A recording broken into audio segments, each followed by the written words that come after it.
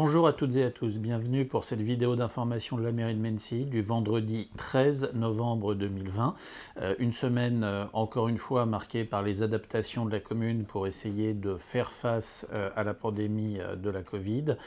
Tout d'abord avec la distribution de 2 masques par enfant des écoles élémentaires qui ont été réalisés en début de semaine. Un investissement de près de 6 000 € réalisé par la mairie. Au-delà des obligations légales de la commune, je rappelle que nous avions déjà acheté 2 masques pour chaque enfant de la commune réutilisables en tissu au moment du déconfinement en avril-mai, mais il nous a semblé utile d'accompagner encore les familles autant que nous puissions le faire. Sur le front du Covid également, la mise en place opérationnelle avec le démarrage du drive test pour permettre aux personnes nécessitant un test Covid de le faire sur le parking de la Verville. Ce drive test qui fonctionne uniquement sur rendez-vous, et je rappelle bien uniquement sur rendez-vous auprès de vos médecins, infirmières, pharmaciens, a très bien fonctionné, a permis la mobilisation de la réserve communale de sécurité civile aux côtés des infirmières de la commune pour procéder au test et accueille quotidiennement, depuis lundi dernier, une trentaine de personnes qui viennent se faire tester avec un ratio d'environ 80% d'habitants de la commune. Nous envisageons, pour faire face et adapter aux besoins, d'étendre les horaires qui aujourd'hui sont uniquement le matin, en les étendant jusqu'au début d'après-midi la semaine prochaine. De toute façon, quels que soient les horaires, ceci étant pris sur rendez-vous, si vous avez la nécessité pour vous, vous serez tenu informé au moment de la prise du rendez-vous. Écoutez, je trouve que ce dispositif est très pratique à côté de chez soi. Ça évite de faire la queue dans les laboratoires, parce que effectivement la queue peut durer un certain temps, des heures de queue, d'après ce qu'on avait pu entendre aux informations. Voilà, service très rapide en plus, avec des gens très agréables. Et puis bon, une prise de rendez-vous aussi qui est très facilitante, puisque du coup je suis passée par le pharmacien. Et la prise de rendez-vous s'est faite en 1 heure de temps, donc parfait, très bonne réactivité. Alors ce dispositif a été mis en place par le pharmacien de la Verville qui a organisé ce point de drive test en collaboration avec la commune de Mennecy. Et voilà, et nous sommes au niveau de la réserve communale sollicités pour assurer les alentours, assurer le flux de véhicules. Et nous allons développer dans les jours prochains deux réservistes chaque jour dédiés à cette mission. Non, je remercie déjà l'engagement de tous les bénévoles de la réserve communale qui au quotidien assurent le fonctionnement de cette réserve. La gestion du Covid dans notre commune, c'est aussi le soutien aux commerces de proximité qui vont malheureusement devoir rester fermés pour beaucoup d'entre eux encore au moins 2 semaines jusqu'au 1er décembre. Et donc c'est le marché de la commune, un marché qui a pu bénéficier à un certain nombre de commerces alimentaires qui étaient fermés. Je pense notamment à des restaurants de la ville qui sont venus vendre leurs produits sur ce marché samedi dernier avec une fréquentation plus importante qu'à l'accoutumée du fait du regain d'intérêt que cela crée, mais également de l'évaporation commerciale plus faible. Je vous invite par solidarité avec toutes celles et ceux dont les entreprises sont aujourd'hui menacées à ne pas hésiter à faire une bonne action en venant acheter de bons produits et à venir sur le marché dès demain et tous les samedis qui suivront. Bonjour, alors c'est une belle surprise. Donc il y a eu beaucoup de vie, beaucoup de monde, beaucoup plus que d'habitude, beaucoup plus d'exposants, donc forcément beaucoup plus de clients, et c'est une très belle matinée. En fait, déjà on est musicien professionnel et comme vous savez en ce moment c'est un peu, voire très calme, et ça nous manque beaucoup. Et surtout ce soir on devait jouer normalement au théâtre de Mennecy dans une soirée tribute avec notre groupe, le Tribute à Dire Straits.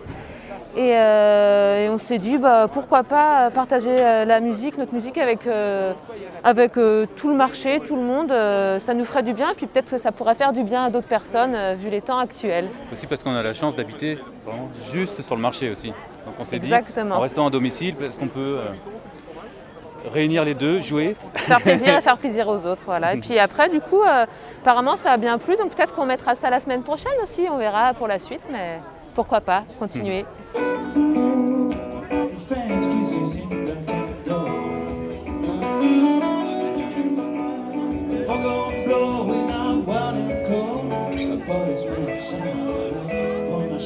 Toujours afin d'aider les commerçants, le Rotary de Mency-Val d'Essonne a mis en place un marché de Noël virtuel par Internet pour essayer de minimiser les pertes pour ces commerces qualifiés de non essentiels.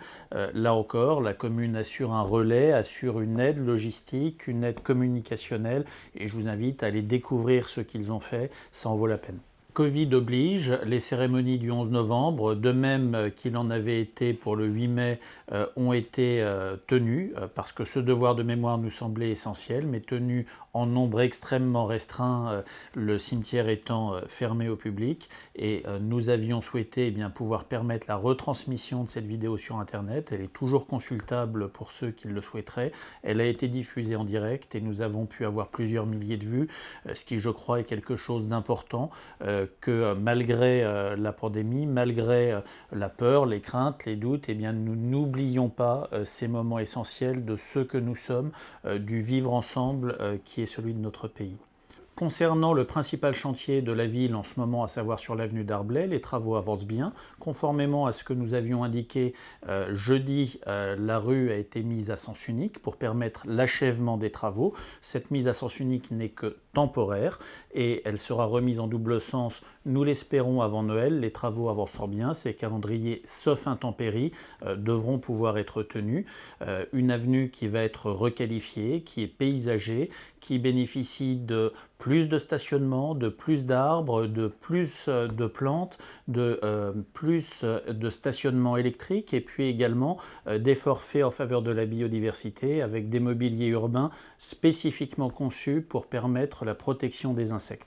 C'est bon pour refuge à animaux, consiste à mélanger biodiversité et environnement urbain. À l'intérieur de ce banc, il y a des habitats pour les insectes qui permet d'être intégrés dans le paysage de la ville. Notre commune a pu bénéficier assez largement, au travers de la mobilisation de nos associations, du premier budget participatif et écologique francilien, dont la première session d'appel à projets avait eu lieu pendant l'été. C'est 11 projets qui ont été retenus sur la commune, portés par la ville ou par ses associations.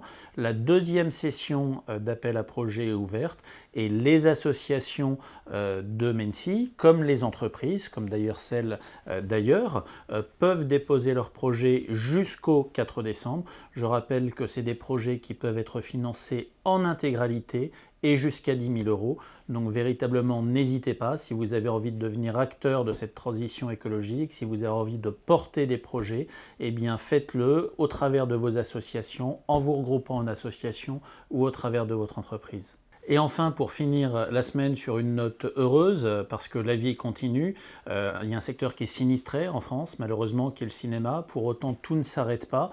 Nous avons en ce moment un tournage qui est en réalisation à Mency, dans le Lévite, dans le secteur des porcelaines. Il s'agit d'un film qui s'appellera La vraie famille, qui sortira l'année prochaine, dont le réalisateur est Fabien Gorjard et qui connaîtra parmi les acteurs principaux Mélanie Thierry et Lies Salem. Donc d'ici une petite année, vous pourrez revoir encore une fois le Lévite au cinéma ou sur vos petits écrans. Alors, je m'appelle Fabien Gorjard, je suis le réalisateur de ce long métrage qui s'appelle La vraie famille. La vraie famille, c'est l'histoire d'Anna, qui est une assistante familiale qui s'occupe d'un petit garçon. Donc c'est une famille d'accueil, elle s'occupe de ce petit garçon depuis qu'il a 18 mois. Là, le film commence, le petit garçon a 6 ans et cet enfant va devoir quitter cette famille dans laquelle il a grandi. Donc si Anna, son mari et ses 2 autres enfants acceptent la situation va être de plus en plus difficile à vivre, plus le départ de l'enfant va être réel. Donc on va suivre sur 1 an la manière dont cette famille va devoir gérer le départ de ce petit garçon qui a grandi comme si c'était un des membres de cette famille. Donc la famille est quelque chose au départ et va être autre chose à la fin, quoi. Voilà, qu'est-ce que c'est qu'une vraie famille? On va voir qu'une vraie famille, il n'y a pas de raison, de solution à ça. C'est aussi une mutation permanente. Un des personnages importants, c'est aussi le père de l'enfant, qui maintenant va beaucoup mieux dans sa vie et se dit capable de s'occuper de son fils à nouveau. Donc pour ça, on avait besoin d'un décor important, principal, qui est la maison familiale. Le village Lévite de Mency a paru endroit idéal. parce qu'effectivement c'est un endroit qui, d'un point de vue cinématographique, est très agréable à filmer. Bien sûr, il est hanté par tout le cinéma américain, l'esthétique des maisons américaines, mais aussi, voilà, c'est aussi très facile de filmer le voisin parce qu'il n'y a pas de haies, il y a cette interdiction de haies, etc. Donc c'est très visuel. Et par ailleurs, moi, ce film-là, qui est donc tiré d'une histoire personnelle, parce que moi j'ai grandi dans une famille où on était famille d'accueil, et où il y a ce petit garçon qui a grandi avec nous, puis un jour on a dû s'en séparer. Et à la même période, j'ai vu E.T. de Spielberg. Et c'est un film qui, je pense que c'est le film qui m'a donné envie de faire du cinéma. Et je pense que c'est parce que aussi j'ai complètement lié cette histoire-là, l'histoire d'E.T., à l'histoire de ma famille, de ce petit garçon qui était chez nous et qui un jour doit retourner chez lui, dans sa planète. Et donc je m'amuse un peu de ces références-là dans le film et de ce parallèle entre une histoire complètement fantasmagorique et une histoire très réaliste. Voilà, on est toujours entre le rêve et la réalité dans le film. Soyez prudents, très belle semaine à vous et bon courage.